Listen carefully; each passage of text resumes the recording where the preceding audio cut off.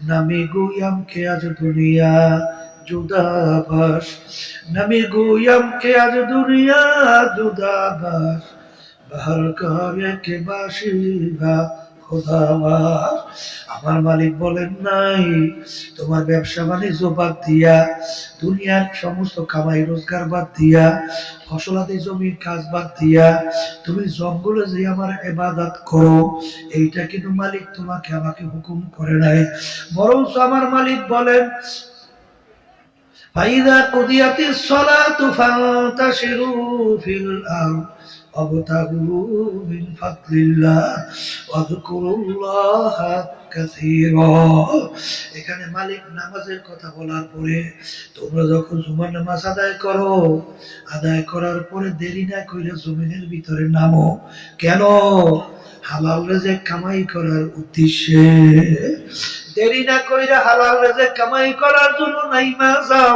এই নির্দিষ্ট কাজ এই জন্য হালাল রিজিক কামাই করো ফরজ বলে হালাল রিজিক কামাই করা ফরজ এক শ্রেণী বর্তমানে দরবেশ হইছে সংসারের খেয়াল নাই বিবি বাচ্চার ভরণ পোষণের খেয়াল নাই বাজার দরবেশ হইছে এখন কামাই রোজগার হালাল চিন্তাও নাই এটা কিন্তু দরবেশই না কারণ বাজার হালাল রিজিক কামাই করা এটাও কিন্তু আল্লাহর নির্দেশ যারা বলেন কথা ঠিক না ঠিক কিন্তু যেই দুনিয়া আমার মালিক বেজার ওই দুনিয়ার কাছেও যাওয়া যাবে না আল্লাহর ওলিদের ইতিহাস পড়া দেখেন সাহাবায়ে কেরামদের ইতিহাস পড়া দেখো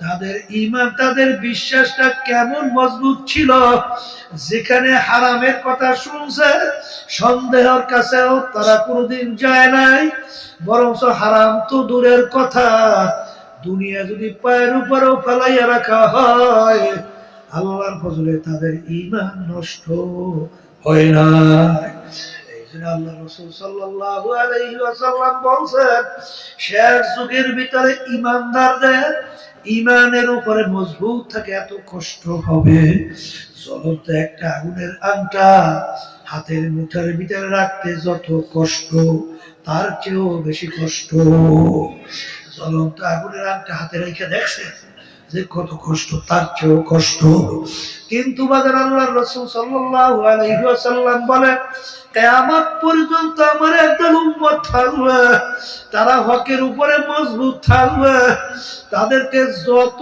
ধরনের বিপদ বিভিন্ন ধরনের সমস্যায় ফেলাক না কেন আল্লাহর ফজল ও করমে তাদের ঈমান নষ্ট হবে না জোরে বলেন কথা ঠিক না ঠিক আমার ভাইদেরকে বলবো বাজারে এত পরেশান হইয়া লাভ কি রিজিকের জিম্মাদার কে আবার জোরে বলেন কিন্তু আপনার আমার দায়িত্ব সাধ্য অনুযায়ী চেষ্টা করা কথা কয় না আজ পর্যন্ত একজন আল্লাহওয়ালা দুনিয়া বের করতে পারবা না যে তারা না খাইয়া কষ্ট কইরা মারা গেছে আসতে পারে পাওয়া যায় পাওয়া যায় না বরং সুবাজার ওই কালকেও শুনতেছিলাম কালকে না জানি কোন দিন শুনতেছিলাম যে ওই পরশু দিন শুনতেছিলাম এক আলেম বয়ান করতেছে চরমনের এক মুজাহিদের কথা সে ভ্যান চালায় ভ্যান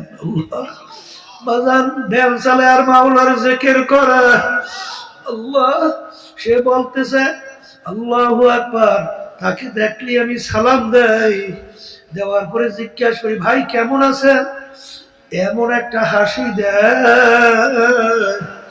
মনে হয় কলিজাটা ঠান্ডা হয়ে যায় হাসি দিয়া বলে হুজুর আল্লাহ আমাকে বড় ভালো রাখছে আল্লাহ আমাকে বড় ভালো রাখছে আর অনেক বড় লোক অনেক সম্পদের মালিক যখন জিজ্ঞাসা করি ভাই কেমন আছে তখন বলে হুজুর বইলেন না পেরেশানির কোনো শেষ নাই কি কথা ঠিক না বেঠি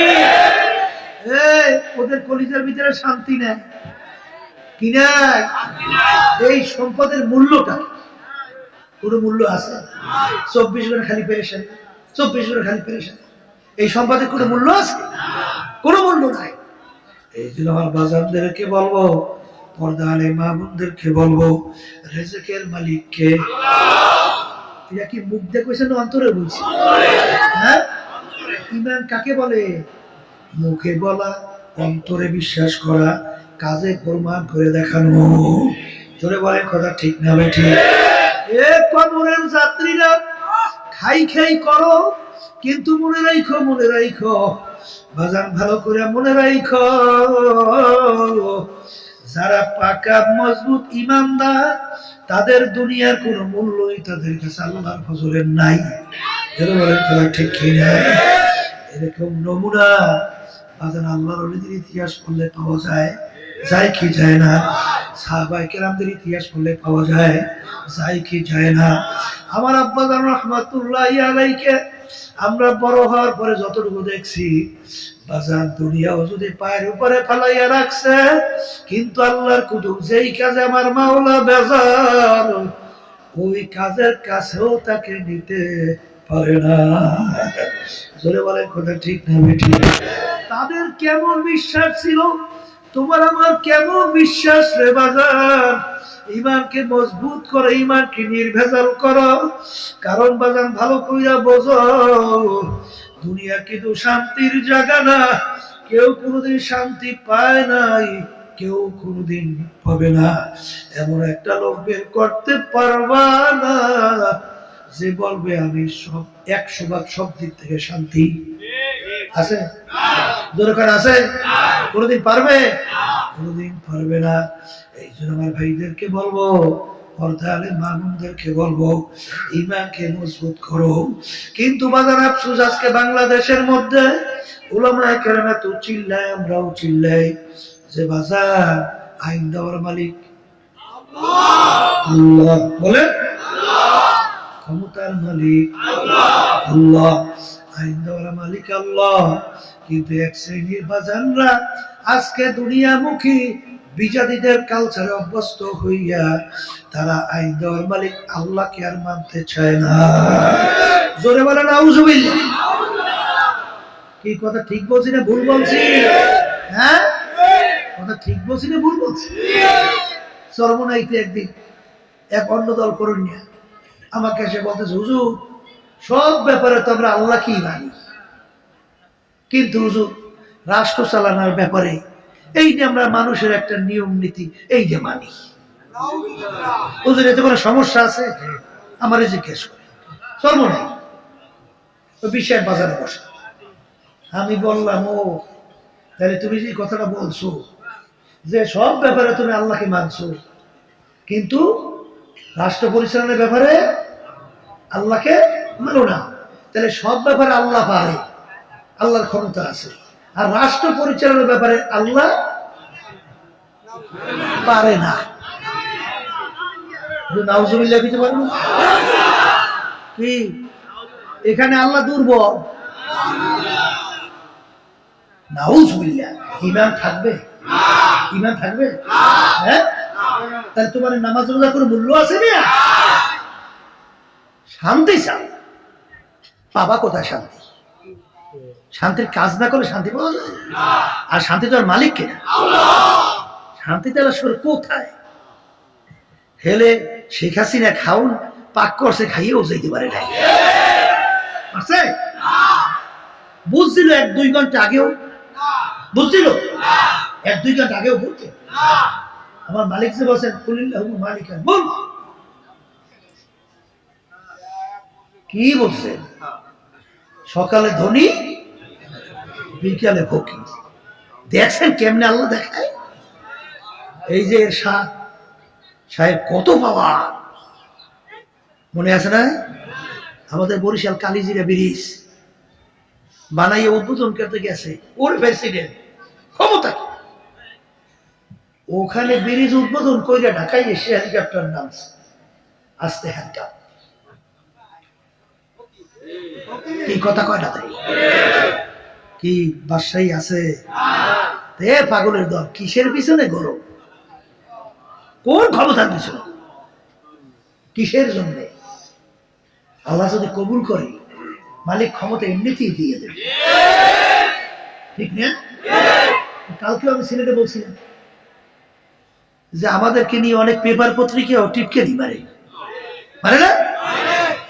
যে ইসলামী আন্দোলন এমন একটা দল, হ্যাঁ, নির্বাচনে জামানত বাজেয়াপ্ত, মানে আমাকে টিপকেরই মারে। কিন্তু গ্রামে একটা কথা আছে, ওই পাগলারা তো আমাদের মনের উদ্দেশ্যই বুঝে নেই। কারণ 1987 সাল ইসলামী আন্দোলন বাংলাদেশ প্রতিষ্ঠিত হয়েছে, কিন্তু আমাদের হাত পাখা, আমাদের মার্কা কি? আল্লাহ এমন মার্কা দিয়েছে, এ আল্লাহর কুদরতি মার্কা। হাত পাখা দেবে কেন? হাত পাখা এমন একটা মার্কা। এই যে অশান্তি এখন বাংলাদেশে দাউ দাউ করে জ্বলতে আছে না, এই অশান্তি শান্তি করার জন্য কি লাগে? পাখার বাতাস। এই পাখার বাতাসের মাধ্যমে এই অশান্তি বাংলার জমিতে উঠাইয়া বঙ্গোপসাগরে নিক্ষেপ করতে হবে। আল্লাহর রহমত। ঠিক না বেটা? বলতেছিলাম যে আমাদের মার্কেটে একটা এমপিও যায় নাই সংসদে, এই জন্য আমাদেরকে পেপার পত্রিকা বিভিন্ন কাজে টিটকে দিবে। কিন্তু আমরা তো হাসি। আমরা কি ওই বলতেছিলাম যে একটা লোক, হ্যাঁ কেউ চেনে না, হ্যাঁ চেনার জন্যে জমজম কূপ, জমজম কূপ আছে না, হ্যাঁ আল্লাহর কুদরতি পানির কুয়া, জানেন তো? সেখানে ও হাজিদের মধ্যে হঠাৎ যাইয়েই, জমজম কূপ তো তখন খোলা ছিল, যাইয়া প্রস্রাব করা শুরু করছে। কি প্রস্রাব করে? প্রস্রাব তো আর করে না, মানে ওই খারাইছে আর কি, প্রস্রাব করবে ভাবতে। এমন ওরা লোকে ধরিয়া জুতার মালা বানাইয়া গলার মধ্যে দিয়া উটের পেটে উঠাইয়া এইবার শহর ঘুরায়, দেখ জমজম করে প্রস্রাব করতে গেছিল এই শয়তানেই। কিন্তু যত অপমান করে ও মিসকি মিসকি হাসে, ও হাসতে আছে। ঘটনা কি বেটা, তোর এত অপমান করতেছি, হাসো কা? করে তোমরা বুঝবা কি আমার উদ্দেশ্য বাস্তবায়ন হয়েছে। জোরে আসেন না। বলে কি উদ্দেশ্য?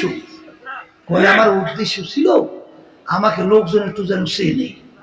এখন চিন্তা করছে চিনামো কেমনে, তাই চিন্তা করে আবিষ্কার করছে এই কাম করলে হেলে তো আমার এই কাম বাঁচাই গেছে। তাই এর জন্য গেছি, মানে এখন আমার সবাই চিনতে আছে, আমার উদ্দেশ্য বলে রয়েছে, এই জন্য আমি ঘাসতে আছি। ওই পাগলের তো বুঝি ইসলামী আন্দোলন প্রতিষ্ঠিত হয়েছে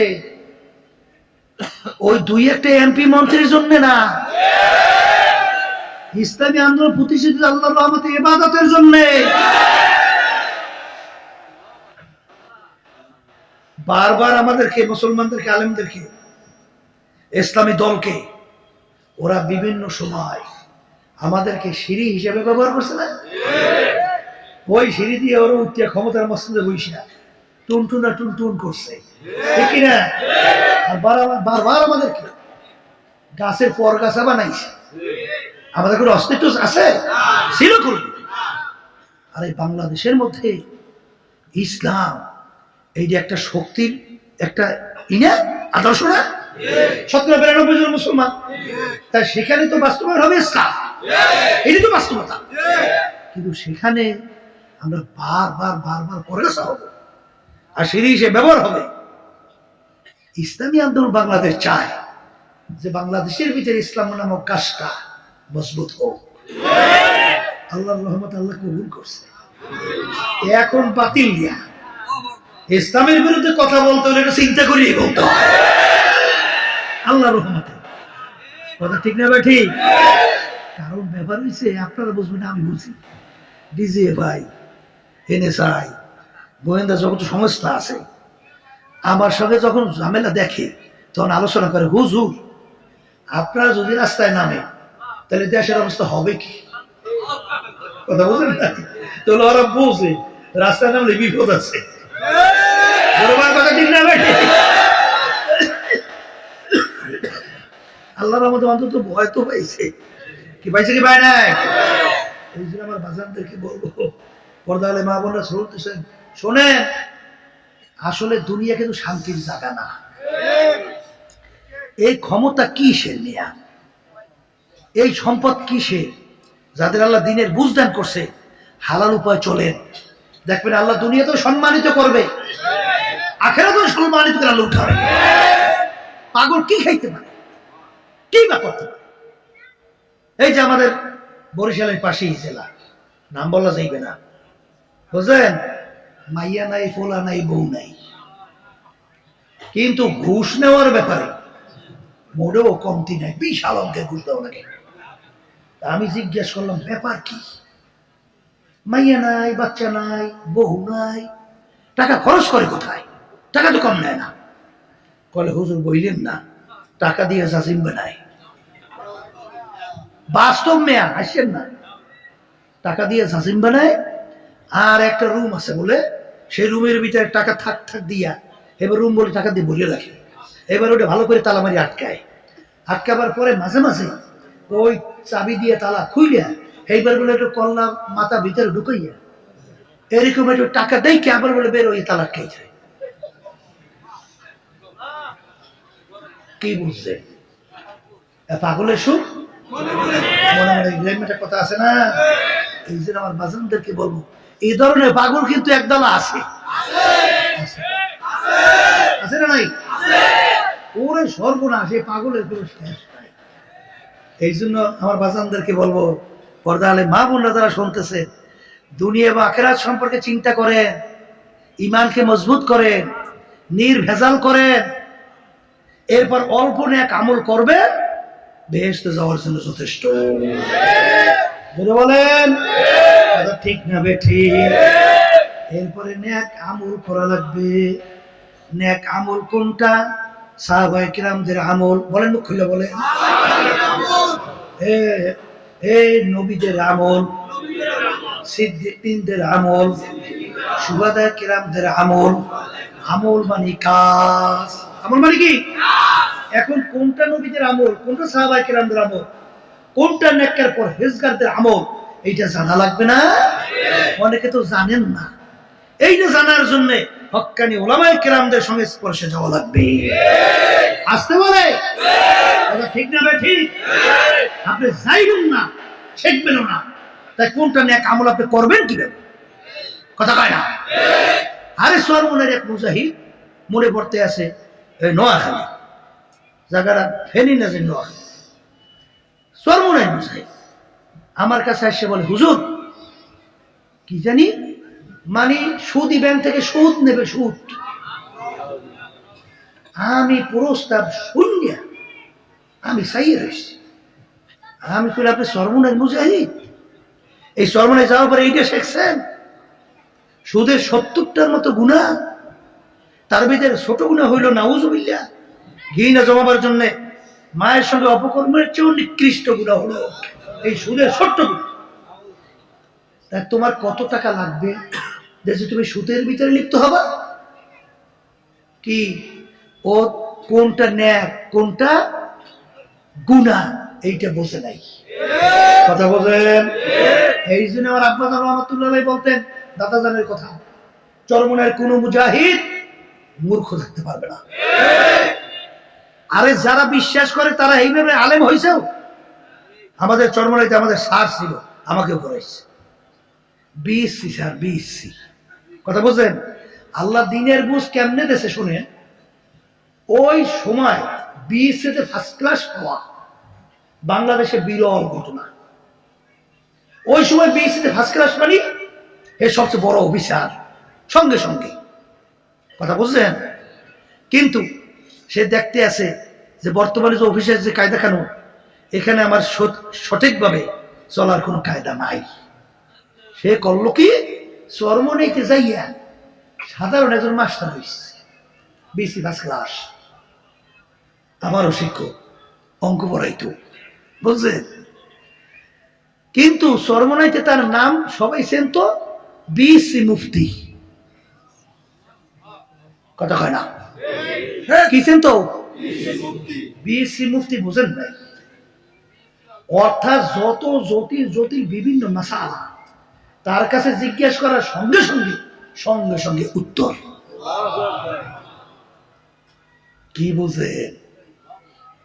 কোনটা দিন, কোনটা নেক আমল, কোনটা বদ আমল, এইটা জানা লাগবে না? এই জন্য পড়াশোনা লাগবে, হকের আলেমদের কাছে যাওয়া লাগবে। এখন অনেক মুজাহিদ আছে এখনো সূরা ঠিক মতো সহিভাবে তেলাওয়াত করতে পারে না, আছে না নাই? এখনো দেখবেন অনেক চরমনাই আসা যাওয়া করে বিভিন্ন কায়দায়, এখনো সম্পদের জন্যে মনে হয় ঘুম হয় না, পাগল হয়ে যায়। কি হারাম আর কি হালাল, কি ঘুষ আর কি সুদ, বিভিন্ন ক্ষেত্রে আমাদেরকে বুঝায়, বুঝলাম কি করবো, দেওয়া তো লাগে। আর এবারে কোন সময় দেওয়া লাগে, তোমার যেটা হক, আর তুমি ঘুষ দিয়ে তারপর তোমার পক্ষে আনার জন্য তুমি ঘুষ দেবা, কথা কয় না বলে। এই সম্পদ কার জন্য রাইখা যা, কি করবা? এই জন্য বাজানদেরকে বলছি, এই ইমান কি করা লাগবে, জোরে মুখ খুলে বলে মজবুত করা লাগবে। 2 নম্বর কি বলেন, নেক আমল। জোরে বলেন কি নেক আমল। নেক আমল কোনটা সেটাও কিন্তু বললাম, সাহাবায়ে কেরামদের আমল, নবীদের আমল, সিদ্দিকদের আমল, শুহাদায়ে কেরামদের আমল, নেককার পরহেজগার আল্লাহ ওয়ালাদের আমল, এইটা হলো নেক আমল। এ কবরের যাত্রীরা ঈমানকে মজবুত করার জন্য, নেক আমলের ভিতরে আগ্রহ জমার জন্য, গুনাহ থেকে ফেরার জন্য, এর জন্য আল্লাহর কুতুবেরা, আল্লাহর ওলিরা, হক্কানি উলামায়ে কেরাম কোরআন ও হাদিসের ভিতর থেকে তোমাদের আমাদের জন্য ঔষধের ব্যবস্থা রেখে গেছে। জোরে বলেন কথা ঠিক কিনা? এই যে তরিকা শুনেন, চরমনের তরিকার নাম হলো সিস্তিয়া সাবরিয়া তরিকা। এই তরিকার 5টা ঔষধ আল্লাহর কুতুবরা আপনার আমার জন্য রেখে গেছিল বাজার। এই ঔষধটা পালন কইরা দেখো, দিনার দিন দেখবা তোমার ঈমান মজবুত হইতে থাকবে, আল্লাহর ফজলে নেক আমলের ভিতরে মজা লাগতে থাকবে। কত চরমনের মুজাহিদ যখন নামাজের সময় হইয়া যায়, পাগল হইয়া যায়, কিভাবে নামাজ পড়বে, অস্থির হইয়া যায়। কারণ সাহাব আল্লাহু আকবার, আয়েশা সিদ্দিকা রাদিয়াল্লাহু তাআলা আনহা বলেন যে নামাজের যখন সময় হইতো, আল্লাহ রাসূল সাল্লাল্লাহু আলাইহি ওয়াসাল্লাম এমন ভাবে পেরেশান হইয়া যাইতো যে আল্লাহর রাসূল আমাকে এত মহব্বত করে, মনে হয় যেন আল্লাহ রাসূল আমাকে চেনি না, এমন ভাবে পেরেশান হইয়া যাইতো। কারণ আমলের ভিতরে মজা লেগে যায়। এই জন্য আমার বাজানদেরকে বলবো, দেখবা আল্লাহর ফজল ও করমে যারা এই ঔষধ ঠিক মতো পালন করে, তাদের চোখের দিকে তাকাইয়া দেখো বাজান, তারা গুনার কথা মনে পড়লে মুখ থেকে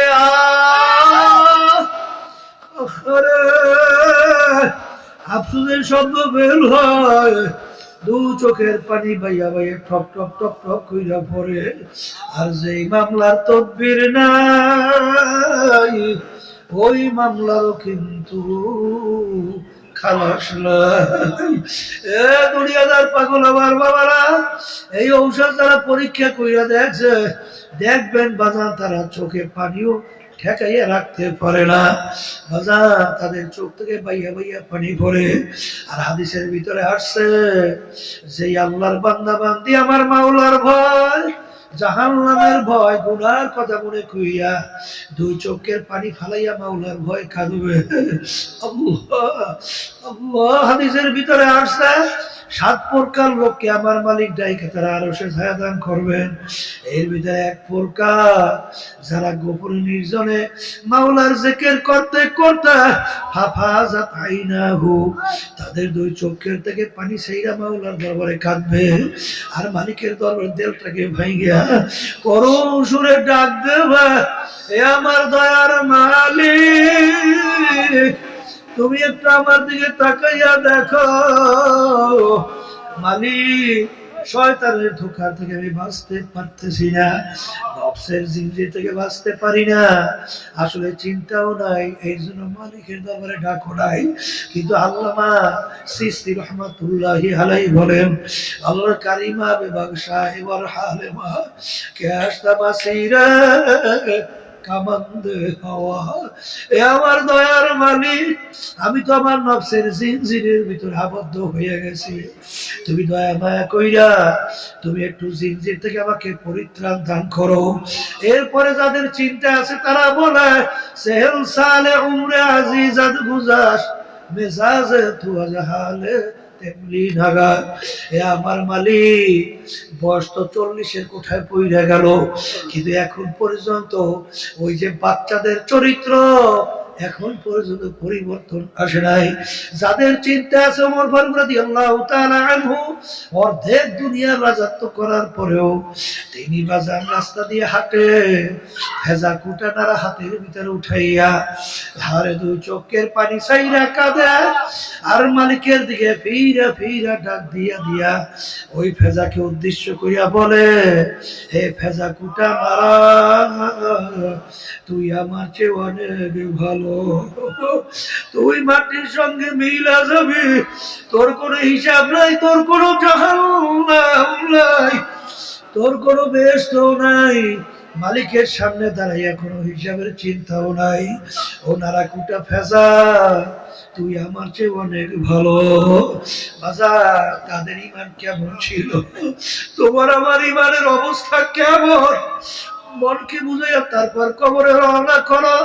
এই ওমর ফারুক রাদিয়াল্লাহু তাআলা আনহু অনেক সময় বলতেন, মালিক তুমি আমাকে মানুষ না বানাইয়া যদি একটা ছাগলের বাচ্চা বানাইতা, মানুষ আমাকে জবাই কইরা তোমার বান্দা বান্দিরা পাক কইরা খাইয়া তোমার শুকরিয়া আদায় করত, আমি ওমর কাজে লাইগা যাইতাম।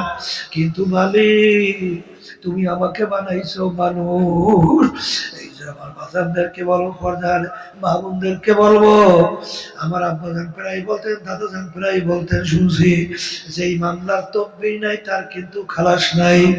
আলেম তো হয়েছে ঠিকই, কিন্তু আল্লাহর ভয় ভিতরে পয়দা হয় নাই।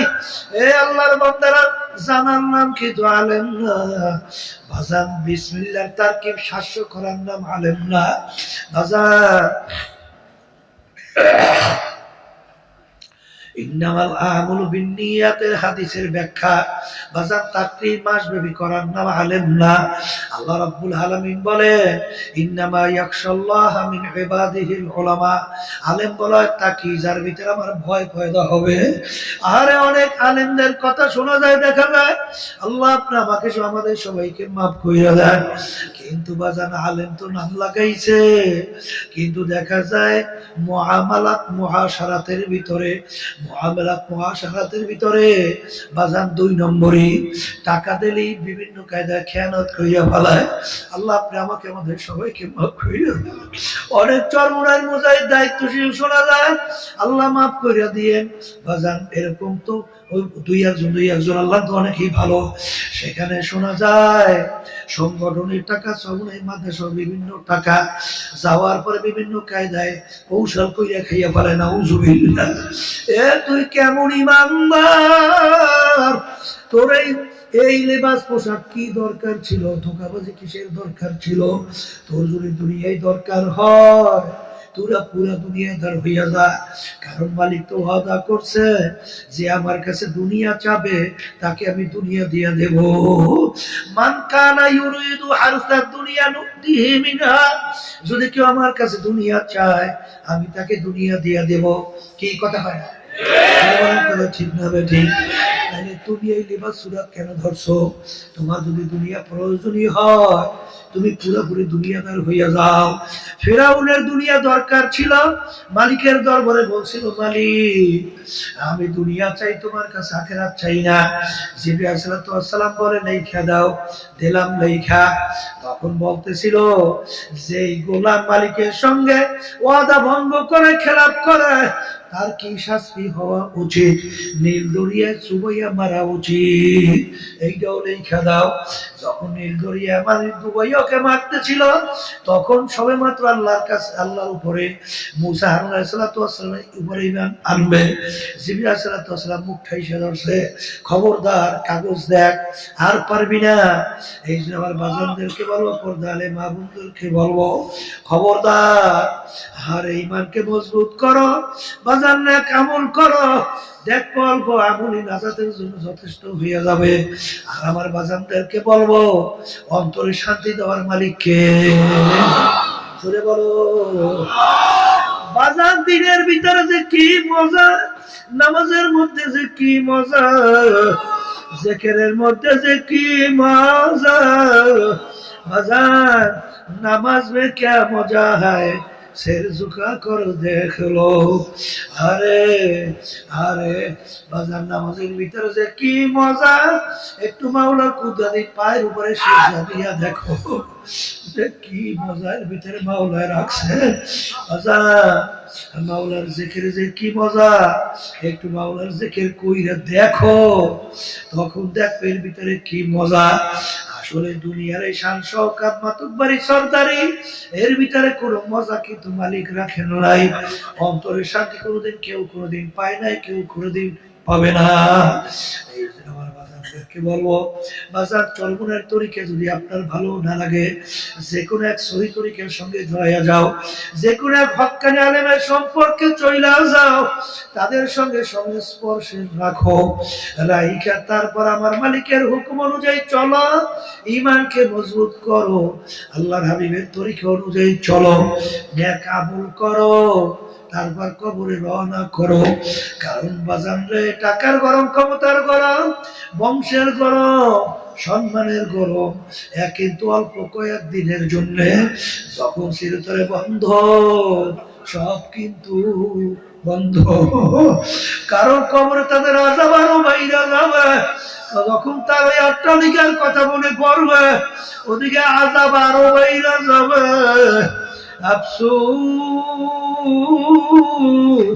দুনিয়ার ভিতরে এত সম্পদ, এত আরাম, এখন আমার কি অবস্থা, আরো শাস্তি পাই। কিন্তু আমার বাজানদেরকে বলবো, আসলে যারা আমার মালিকের হুকুম নবীর তরিকা অনুযায়ী চলে, দুনিয়াতেও বাদশা, আখিরাতেও বাদশা। এই জন্য আমার ভাইদেরকে বলবো, পর্দারে মা বোনদেরকে বলবো, যারা বাজান কালিমা পড়ছেন, মুসলমান দাবি করেন, আমি বলি নাই, আল্লাহ রাব্বুল আলামিন বলছেন শুনাই, আল্লাহ রাসূল বলছেন শুনাই, যারা নাকি 5 ওয়াক্ত নামাজ ঠিকমতো পড়বেন না, যারা ঠিকমতো রোজা রাখবেন না, যারা ঠিকমতো দুনিয়ার পরে হজ যাকাত আদায় করবেন না, যারা হারাম থেকে বাঁচবেন না, মাকরুহ তাহরিম তানজি থেকে বাঁচবেন না, বাজার আল্লাহ এবং আল্লাহ রাসূলের ঘোষণা অনুযায়ী জাহান্নামের ভিতরে যে শাস্তির ঘোষণা দিয়েছে, ওই 1 সেকেন্ডের আযাব সহ্য করার দুনিয়ার কোনো মানুষের নাই। 2,88,00,000 বছর এক ওয়াক্ত নামাজ পড়বে, অন্য ওয়াক্ত নিয়ে কাজা কইরা পড়লে জাহান্নামের আগুনে জ্বলতে হবে। আল্লাহ আপনি আমাকে, আমাদের সবাইকে মাফ কইরা দিয়ে, বাজার যে ইমানদার, তার হুঁশ থাকতে, জীবন থাকতে, সে কোনোদিন নামাজ ছাড়তে পারবে? পারবে? কোনোদিন পারবে না। একটা রোজা যদি কেউ ছাইরা দেয়, কমপক্ষে 70,000 বছর জাহান্নামের আগুনে জ্বলা লাগবে। যে ঈমানদার আল্লাহকে বিশ্বাস করে, সে কোনোদিন রোজা ছাড়তে পারবে?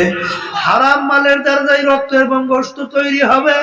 আল্লাহ রাসূল সাল্লাল্লাহু আলাইহি ওয়াসাল্লাম বলেন, তার জায়গা জাহান্নাম ছাড়া হবে না। আল্লাহ আপনি আমাকে, আমাদের সবাইকে মাফ কইরা দিয়েন। আজান একটা মিথ্যা কথা কেউ ইচ্ছা কইরা বলো, কমপক্ষে একটা কবিরা গুনাহ আমলনামায় জমা হবে। একটা কবিরা গুনার জন্য কমপক্ষে 7,000 বছর জাহান্নামের আগুনে জ্বলা লাগবে। এই কথা কাদের কাছে? যারা ঈমান আছে, বিশ্বাস করে।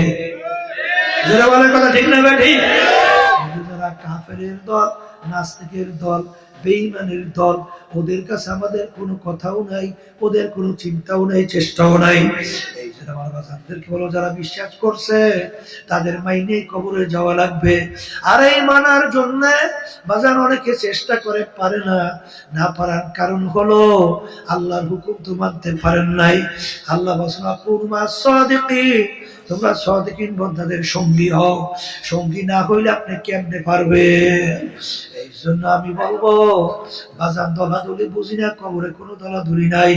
আর এই আল্লাহর কুতুবদের দেওয়া ঔষধ চাইলেন না, পরীক্ষামূলক কইরা দেখো আল্লাহর ফজলে কি বরকত, কি রহমত, কি মজা আমার মালিক এর ভিতরে রাখছেন। আল্লাহ আমাকে, আমাদের